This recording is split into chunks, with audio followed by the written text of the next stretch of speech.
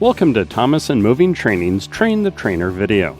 You will learn how to use this program, whether you are with the moving and storage industry, the restoration industry, or staffing either of these industries. This lesson will teach the administration, record keeping, and grading of all materials taught, as well as suggestions for designing your own customized program. It is suggested you keep your class size between 4 and 6 students. Larger class sizes can get bogged down with off-topic discussions. There are typical levels in the moving and storage industry: helper, packer, loader, driver, and lead man. It is important to let your students know the level they are being taught at. The goal of our lessons are to help and develop new workers into multi-skilled packers and movers. We also believe it is important to stress the growth potential for this industry, encouraging these helpers to learn paperwork, loading skills, lead man skills, as well as develop driving skills so that they are able to get their CDL. In this, it may be important to mention the constant need by transportation companies for qualified drivers. It is also important to introduce yourself and explain your qualifications. If you have related experience in the moving and storage industry, share this with the class. If you do not, you may wish to familiarize yourself with the material prior to your first lesson. If no fellow employee is available as an information source, feel free to contact Dave Thomason. If you are a staffer using this program, local operations managers whom you work with are an excellent source of information. Do not blindly answer just any question if you are not sure. Remember, these lessons can and will affect behavior on the job. Incorrect information can result in serious injuries or substantial claims. If you are in the restoration industry, you may wish to keep an eye out for basic differences this program may not cover adequately, such as protective equipment like hard hats, steel-toed boots, Tyvek suits, or other protective gear commonly worn by your crew members on restoration projects. If you are in the staffing industry, you might wish to speak with someone from your customer's operations department to clarify any issues regarding uniform, hair or grooming, protective gear, and other standard requirements. Know your company. Give your students a brief outline about your company. When was it founded? Who founded it? Who runs it now? Next, review any company policies that may be common issues with new workers. Explain time cards, vacation blackout dates, holidays, tardiness, etc.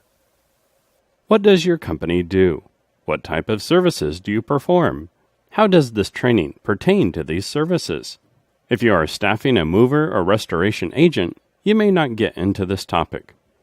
Moving for restoration usually pertains to local moving and storage. What kind of growth is available to employees who are willing to work? Starting as a helper, how amiable is the company to develop the new employee into a driver? Where do they go from here? Introduce other departments in the company and show how they work together. Bring in some department heads. How about the GM? 5 minutes from the head of departments that are affected by your service crews can help trainees see the big picture.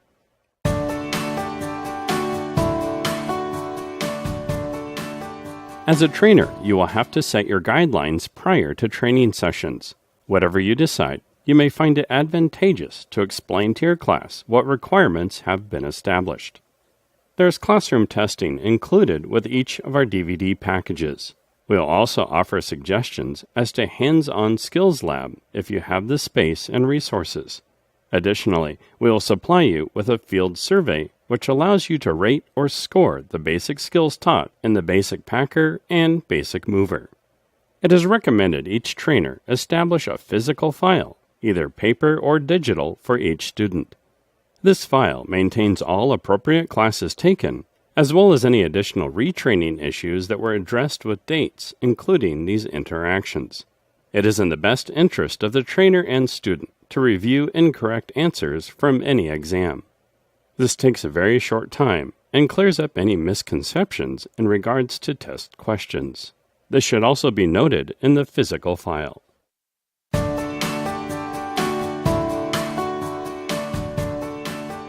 A standard class area should include reasonably comfortable seating for your designated class size.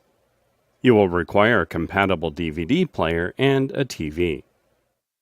We use clipboards for note-taking, although tables could be used as a substitute. We allow notes to be taken during the test and encourage students to take these notes home for referral and later testing. At Thomas & Moving Training, we also keep a selection of the basic packing cartons and materials. These include telescope cartons, labeled cartons, logistic straps, hump straps, rubber bands, and pads. We will usually demonstrate these items prior to their being seen in the films. Frequently, we ask follow-up questions after films regarding these items and see who is paying attention. Questions such as, what are the two types of wrapping material commonly used and what are their uses? What type of information do we list on a carton and why? And what is the preferred method for carrying boxes? These are just a few of our questions. As their instructor, you may wish to have more of your own, or you can rely on the Skills Lab if you have one. Setting up a Skills Lab requires several things. One is packing material. You should have enough to cover packing 2 glass lamps, 2 pictures, 4 electronic components, 2 lamp shades, 1 set of dishes including glasses and bowls, or any other items you deem critical to testing for in packing. You may also arrange traps, such as aerosols and paints, to see if they get packed. These same pieces are also used to demonstrate the 6 basic carries taught in the class. A mattress, if available, can be added and will require a hump strap. A hump strap is a prerequisite for the Skills Lab. The packing material can be used with other cartons, usually more, to create a wall of stage cartons to demonstrate the packing skills. Colored dots designed as damage codes can be used in conjunction with your furniture, including mock furniture, to teach the movers how to inventory. You also need enough furniture and pads to demonstrate diaper wraps, the full cover with a fold wrap, and the top cap with a belly wrap. Keep in mind this furniture can be duplicated with 5 dish pack cartons lined side by side and paper wrapped, then shrink wrapped. It can be used vertically or horizontally to simulate long dressers or tall cabinets. Real furniture or mock furniture may also be employed to demonstrate the student's skills at setting furniture for office moves. At Thomas & Moving Training, we develop this lab program for hands-on training and finish our training with the actual classroom test from the day prior. Each day is about 5 hours long. If you have the facility and the furniture, it would be beneficial to create a loading lab and train in basic tier building using an actual truck and a storage vault if you use vaults for storage. This would necessitate an additional 4 to 6 hours depending upon group size for the class.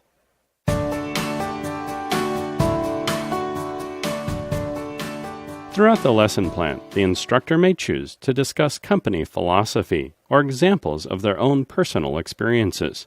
This is good. Just keep in mind that you only have so much time to discuss these things. At Thomas & Moving Training, we teach our temp workers in phases. Lesson 1 is Basic Packer. Lesson 2 is the Packer Inventory. Lesson 3 is the Basic Mover. Lesson 4 is the Office Mover. And Lesson 5 is Van Loading and Tier Building. Testing for these classes may occur during class day. If a skills lab is scheduled, it is recommended to hold off testing until all physical skills have been demonstrated. This requires some basic retention on the part of new students. The remainder of the inventory class will be taken after a 2-week period if students are still available. It is important before continuing this lesson that the student take home the appropriate inventory symbol sheets, as each agent potentially has different versions. They will memorize all symbols for exceptions and locations. The loading storage vaults lesson will make more sense to the new worker after they have some loading time as well as wrapping and have developed a comfort level in their new work environment.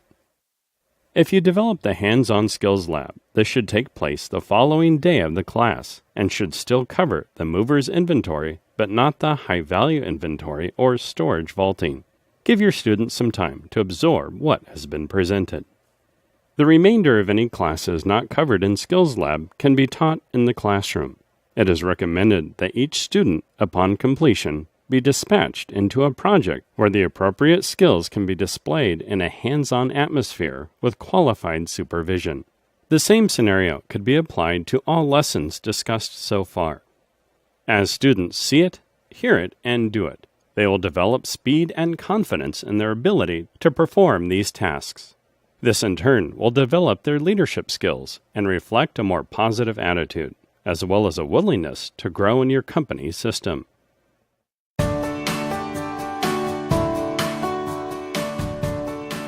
Records of each trainee should include employee name, employee number if your agency uses a numbering system, date of hire, training classes taken, including date taken and score, any subsequent training or issues addressed by the trainer, including retaking any class, claims notices, injury reports, or any other situation deemed addressable by training. The Train the Trainer set includes copies of our employee training cover sheet as well as field survey scoring sheet. This document follows the courses taught in Basic Mover and Basic Packer, allowing the trainer to score physical demonstrations of the employee in action on the job. This evaluation tool can provide valuable information at review time or as a reference to any issues further down the road. These items, along with actual tests, should be a mainstay in the trainer's records for the employee. Again, as further training becomes available, strive to maintain records for the employee as a means of verifying any future claims of skill or competence issues. The lessons you are presenting are a result of the 37 years David Thomason has had in the moving industry. The lesson plans presented represent tried and true methods that are easy to grasp, reducing safety and liability issues. As you might be in a different industry, you may need to alter applications of some of these methods.